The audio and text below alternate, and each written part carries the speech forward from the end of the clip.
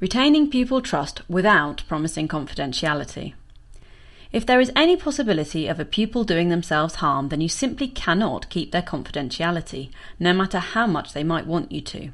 However, with careful handling, you can ensure you maintain the pupil's trust. Here are some ideas to help you. Involve the pupil.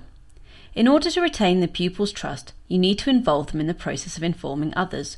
Always consider who, what, why and how with the pupil before you disclose details of their difficulties to anyone else. Who should you talk to? Discuss with the pupil who you think needs to be told about their difficulties.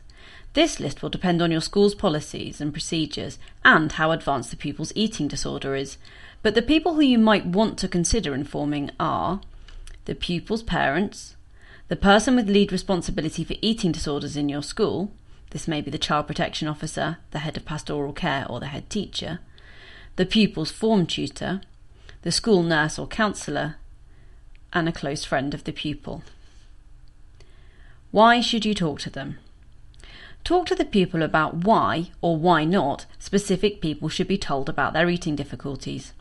You're likely to come up against a lot of opposition when you suggest telling their parents, as pupils are often concerned about worrying their parents or think they'll be upset or angry. Eating disorders are a very secretive illness, and it will have taken a huge amount of courage for the pupil to have confided in you, so the thought of telling other people will terrify them.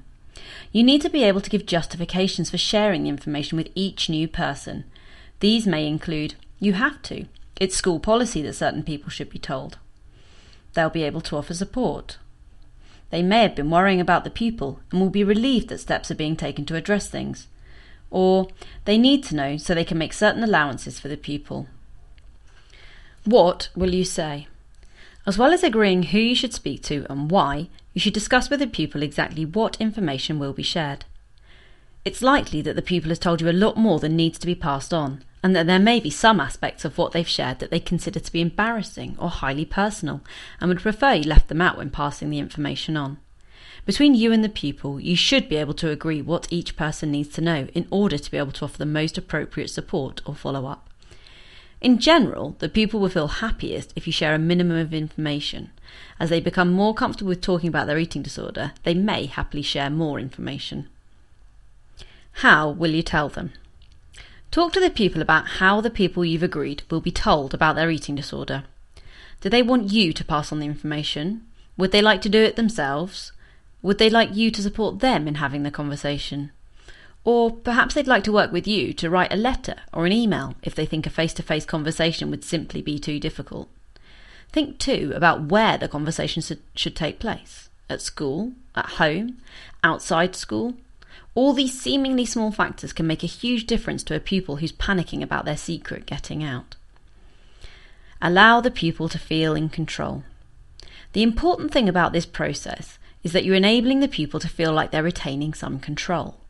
Of course, you'll have to do some steering to make sure that the appropriate people are informed, but if you work with the pupil and allow them to input into the process, then they'll feel like you're on their side and that this process is happening with them and not to them, which is a very important distinction for someone who's coming to terms with an eating disorder and whose symptoms are likely to be exacerbated any time they feel out of control.